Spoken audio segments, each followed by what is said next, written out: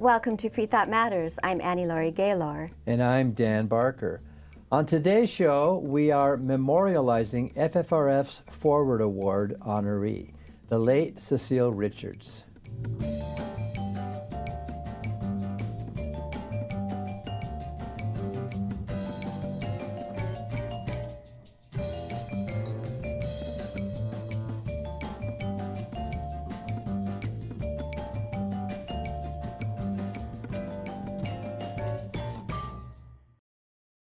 The Freedom From Religion Foundation, which produces Freethought Matters, is the nation's largest association of free thinkers. That's atheists, agnostics, and other non-believers.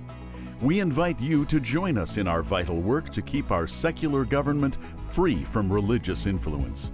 Become a member at ffrf.org or ask for a complimentary copy of our newspaper, Freethought Today. Freedom depends on freethinkers. Watch prior episodes of Freethought Matters on FFRF's YouTube channel.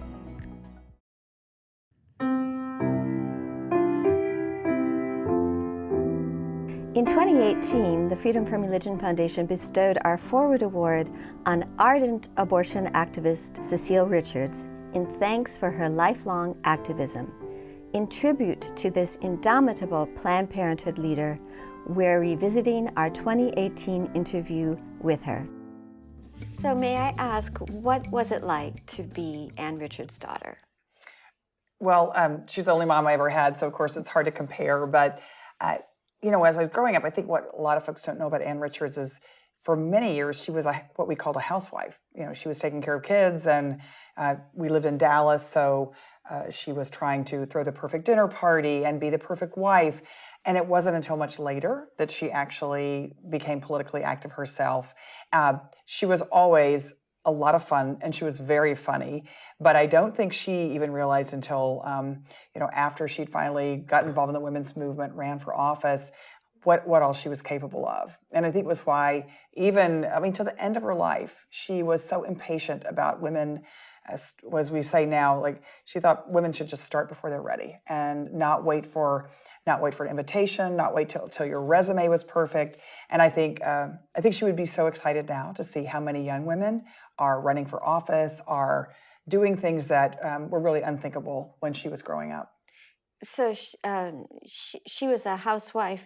There must have been some pent-up resentment or frustration there. I mean, when she looked back on her life, what she could have been doing, as so many women in her generation were. So they made the firmest feminists when they discovered the women's movement. That's right. And you talked about your mother's commitment to feminism, even right through the end of her life. I think she became even more of a feminist, and particularly not only having daughters, because she had two daughters, and then once I had daughters and she started having granddaughters, and I think she felt like the world had to be better for them than it was for her. And so I think she was very impatient, and she became even more adamant about the importance of women's rights and women's opportunity. And I see that actually today. I see that with so many women who are now getting active, starting organizations, volunteering on campaigns. Some women I've meeting that have never done anything and are now in their 70s and 80s, and are saying, I've never marched, but now it's important because I thought the world was going to be different for the generations that came after me. You know who else was like that? It was Elizabeth Cady Stanton. Mm-hmm. She was already raising her family, and then it hit her. She needed to make a difference in the world. Right. Same idea. I think it's exciting to see now this intergenerational movement of women. So you have, women of a certain age who are carrying signs saying, I can't believe I still have to protest this, fill in the blank, with young women who aren't old enough to vote. And that to me is really exciting, this sort of intergenerational passing of knowledge and also passing of energy and enthusiasm. There's nothing that has been more exciting, I think, for women who've been fighting these issues all their lives, including myself, to see young women leading the fight for gun safety laws or leading the fight for reproductive rights. So for some of those younger viewers who might not remember Ann Richards, yes, could you briefly, I know you might get tired of it, not a bit, talk about some of her one-liners? She became internationally practically known when she gave a keynote at the Democratic National Convention for a couple of her very funny quips. And one of them was feminist. Well, they were about Ginger Rogers. Yes, very good. Well, there are two things that have come to mind. One was definitely she had a great line about Ginger Rogers. We never actually could figure out who penned the line originally, but it was that Ginger Rogers did everything Fred Astaire did. She simply did it backwards and in high heels. I remember reading that line when I was a teenager. It's a great line, although probably some of our younger viewers don't know who Ginger Rogers was either, so you can Google her, as we say, and look her up. But the other thing that was kind of amazing, she was asked to give the speech, the keynote speech of the Democratic Convention, and she was a state treasurer, but she was really unknown outside of Texas. And the only other woman who had ever given a keynote speech, I think it was 124 years, was Barbara Jordan, also a Texas woman. And as Mom said, I guess 2 women in 125 years is about par for the course, or 124, 125. So, but that opportunity, that completely launched her political career, in which I think is an interesting thing, too, to think about how important it is that we give women and young women of color opportunities to speak, be heard, tell their stories, because you never know what opportunities out there. Well, so you start your book, Make Trouble, with an anecdote about yourself. Yes. And somebody saying to you, young lady, are you just trying to make trouble? And it's a very funny anecdote. Could you Sure. No, and it's funny how even then, I was in 6th grade in Dallas, Texas. I can remember it like it was yesterday, which I think is also interesting about how young people who today are doing things, marching, organizing, they probably will never forget that it's a very impressionable age. But what happened to me was, for some reason, my 6th grade teacher thought the important way to start class was that we would all recite the Lord's Prayer. And I didn't even know the words to the Lord's Prayer. We definitely didn't talk about it in my family. And I said, well, I didn't really see why I had to do that, because that's not what my family did. And, dead silence. And Mrs. Powers was her name. She said, well, little lady, are you just trying to make trouble? And I guess little did I know that there was actually a constitutional reason why that she would probably be upset that someone would be raising this. But I also think it was a great lesson for me, which was just by speaking my mind, even at a very young age, my teacher was paying attention. And that became a little bit of a theme throughout my life. But again, it's why I also am so excited to see young people standing up for themselves and their values. I believe they are the future. They are the future of this country. And we need to do everything we can to support them speaking up and speaking out. So you've called yourself a nonconformist and a hellraiser, and you've started 2 nonprofit groups that are still thriving. Texas Freedom Network and America Votes, and running Planned Parenthood for a dozen years. I know you have a nonprofit philosophy. Yes. Saying you can't believe people will pay you to make trouble. Right. And to really make social change. It's one thing that, back to my mom, Ann Richards, she was governor of Texas for a very short period, for 4 years, but she was able to make a lot of difference in those 4 years and bring people into government that hadn't really had posts or had opportunities.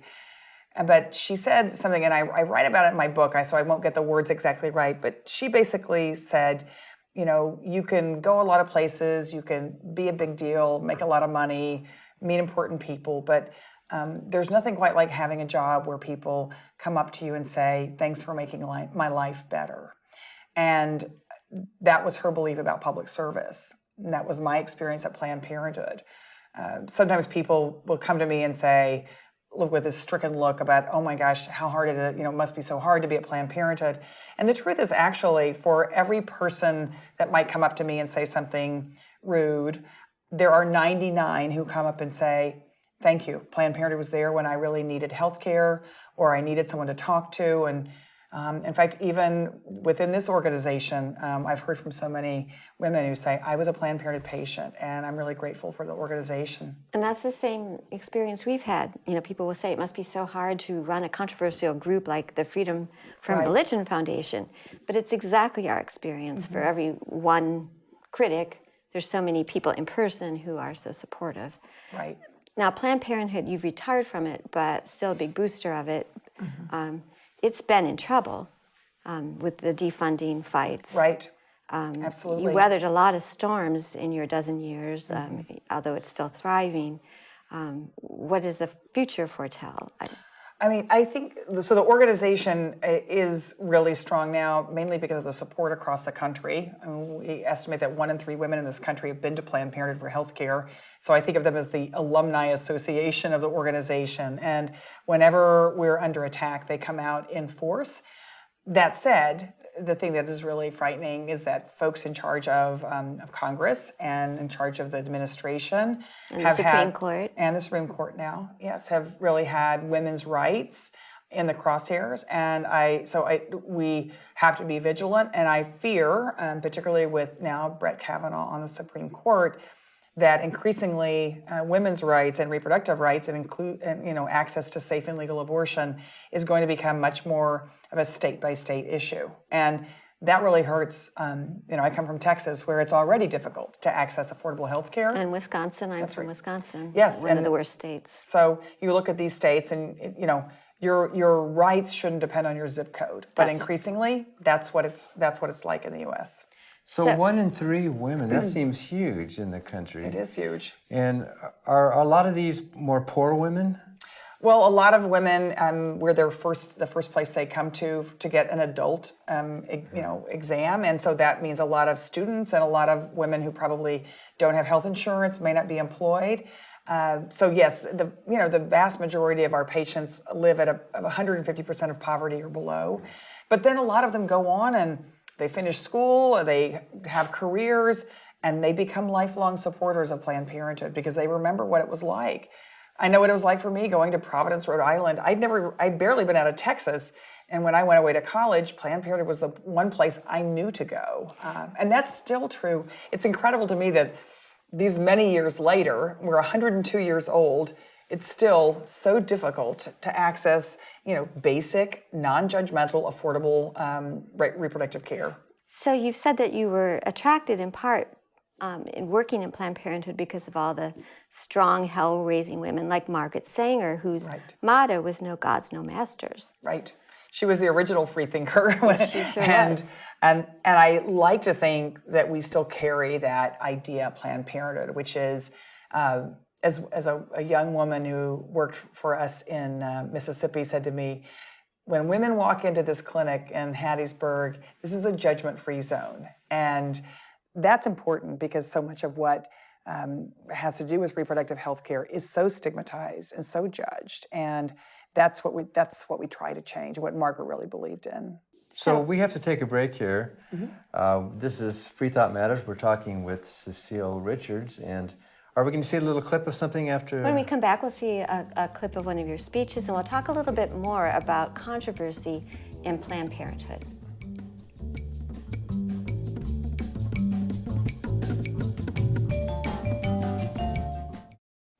Hi, I'm Ron Reagan, an unabashed atheist.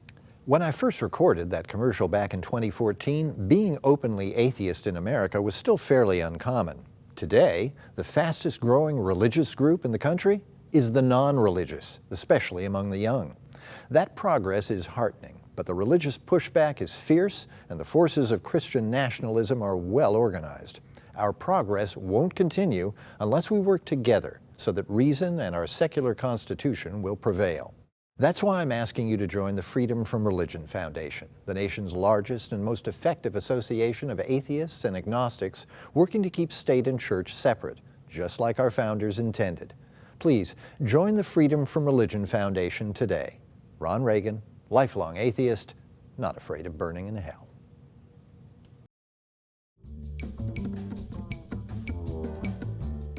And so I do think it's important, particularly in these moments when I think everyone is trying to figure out, how are we going to make it through? And that even though, we were threatened in that way, and Paul Ryan said he was going to have a bill on the president's desk that was going to defund Planned Parenthood and get rid of Obamacare, by the very beginning, it was a long, hard fight, but I'm just here to say, Paul Ryan is in retirement and Planned Parenthood's doors are still open all across the United States of America. And Freethought Matters is back. We're continuing our conversation with Cecile Richards. And we were talking about Planned Parenthood and controversy. Mm-hmm. And I know under your dozen-year tenure as president of Planned Parenthood, You write that you got people coming up to you and saying, why don't you just stop doing abortions or change your name? What is your response? Well, first, in terms of our name, it's one of the best known and appreciated names in America. And every time we poll, it was funny, actually, after one of the knockdown, drag-out fights we had in the United States Senate, where the Republican leadership was trying to defund Planned Parenthood, Fox News even did a poll and found that we were right up there with the Boys and Girls Club of America in terms of an organization that people supported. So it's such a positive It name, is. I mean, as I say, Planned Parenthood isn't the problem. We're actually the solution for a lot of people in this country. Exactly. But I think the other matter is really important because there have been repeated conversations and say, well, if you just didn't provide abortion services or somehow that was a separate organization. And I think it's incredibly important that we stand strongly for the right of people to make decisions about their pregnancy, and including it may be that they want a safe and legal abortion. They may decide to have continue the pregnancy. They may decide to give a child up for adoption, but that's all the continuum of reproductive health care, as is birth control, as are STI testing and treatment. And we're not going to stigmatize people by saying we only provide one kind of health care. And truthfully, in a lot of parts of the country, Planned Parenthood may be the only access to safe and legal abortion that women have that's affordable. So we stand strongly for that. I try to remind people that we do more any given day in America to prevent unintended pregnancy and the need for abortion than any other organization. And I'm really proud of that. I'm proud of the fact that the teenage pregnancy rate is at the lowest ever in history. That's not by accident. That is because we provide sex education, we provide family planning services, and support to young people to keep them healthy and safe and allow them to finish school, pursue a career if that's what they choose. So your book, Make Trouble, has a lot of inside information that's fascinating, but one of the most fascinating stories you tell is being summoned by Jared Kushner and Ivanka to a meeting.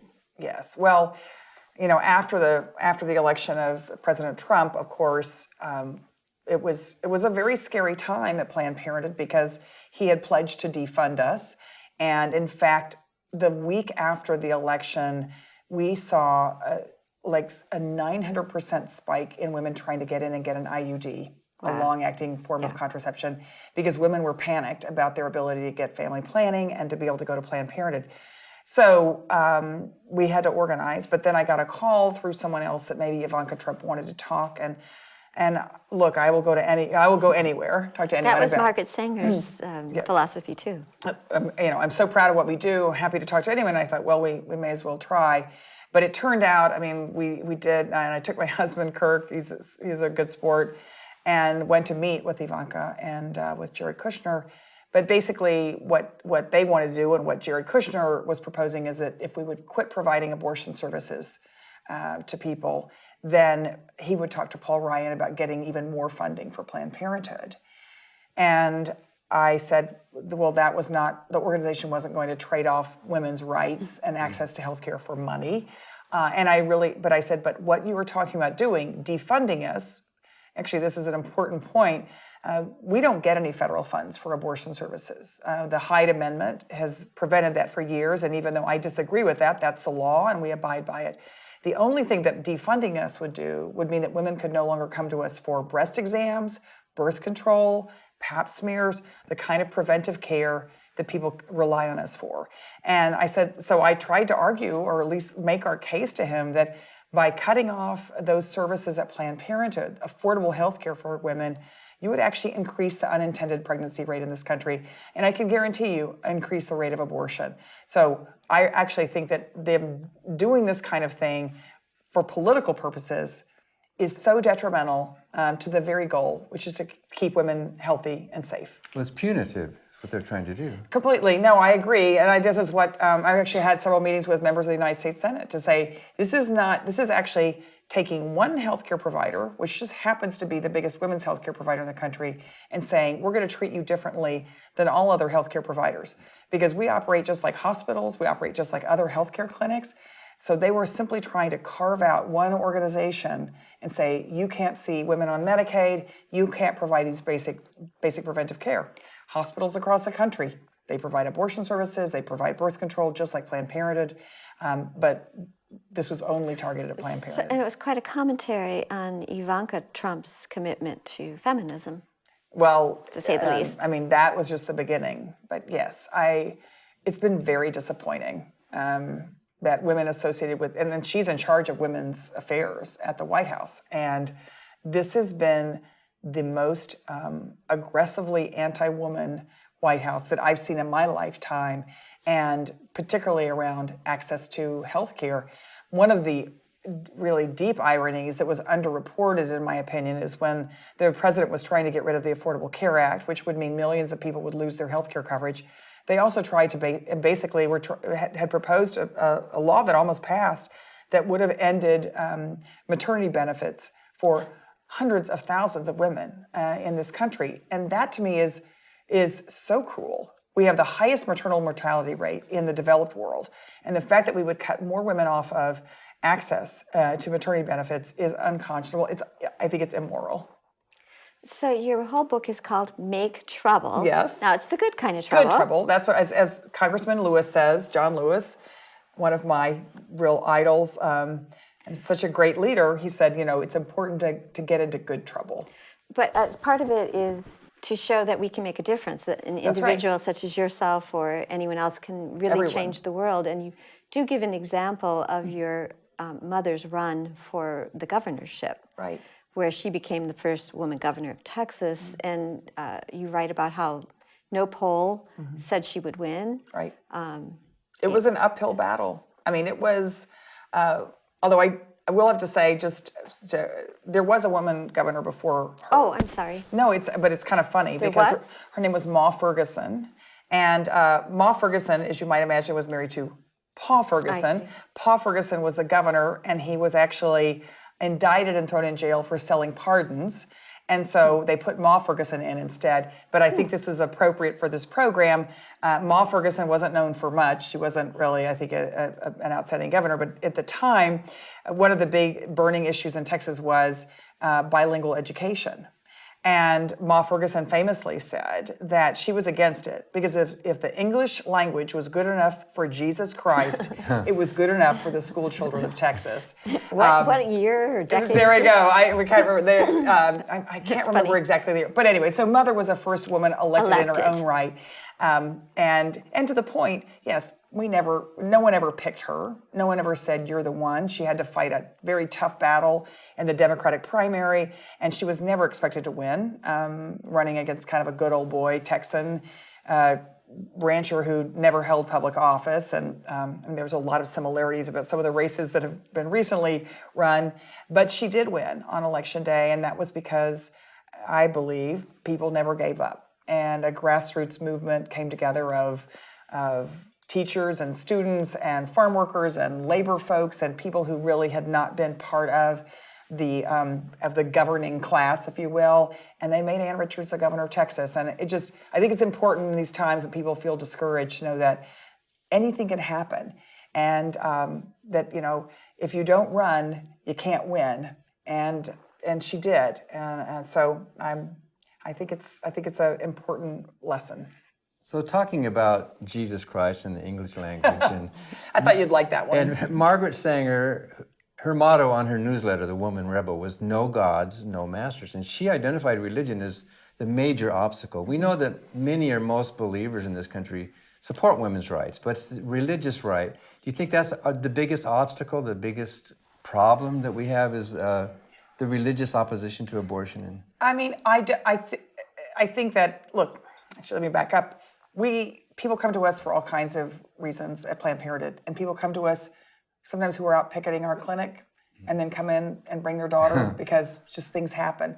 So I actually think that sometimes religion is used as a reason to oppose abortion access, but I think it sometimes falls away when people are faced with their own circumstances. I think that what's more upsetting to me right now is that we have one party in this country that is now held captive by a very extreme minority. Sometimes they use religion as a reason, but they now have a platform that opposes all access to reproductive health care for women, opposes access to Planned Parenthood. And even though I know some of them have family members who've used Planned Parenthood, who actually support what we do, but they are terrified of being defeated for public office, and therefore they vote against their own constituencies' rights. And I wish we could get to a point, and certainly religion is part of it, but I just wish we could get to a point in which we took politics out of access to health care in this country, because that is where the vast majority of people are. But perhaps the only way to do that is to make sure that we keep religious dogma out of government. And that is really what was behind the creation of the Texas Freedom Network, the group that you created. That's right. So the separation of church and state. It's so critical, and yes, I'm really proud of the work that the Texas Freedom Network, we started it because when the Christian Coalition was very influential in politics in Texas, of course they took over the Republican Party and really have never moved on. And it's completely changed state government in our state. But I'm really proud of the fact that the Texas Freedom Network still exists. I think is a good partner and works on issues of separation of church and state, the right to public education without religion, the right to textbooks that are factually correct and not driven by a religious agenda. And unfortunately, we're still fighting those fights as recently as the adoption of social studies books in the state. So we're almost out of time, but I wonder if you could recite a favorite quote by your mother, by Edna St. Vincent Millay, which it seems to be so illustrative of our situation with reproductive rights. Yes, well, I fear it's probably not, she probably took some liberties, but Mom used to say that Edna St. Vincent Millay wrote that life isn't one thing after the other. It's the same damn thing over and over again. And for people who are feeling weary about the fight over women's rights, reproductive rights, separation of church and state, all kinds of liberties that we thought we were done, I fear we're going to have to fight a lot of these battles over and over again. And I'm just grateful that people seem to be doing that and have not given up. Well, it's just another opportunity to make trouble. That's right. So we should embrace that. Which is a good thing to, yes, and to find other troublemakers along the way. I like to say that, not just making trouble for its own sake, but for the good of, I hope, good of humanity, and that it can be a joyous thing, and that you can meet amazing people, as I did during my life. Cecile Richards mattered. Thank you for watching Freethought Matters. Because free thought matters.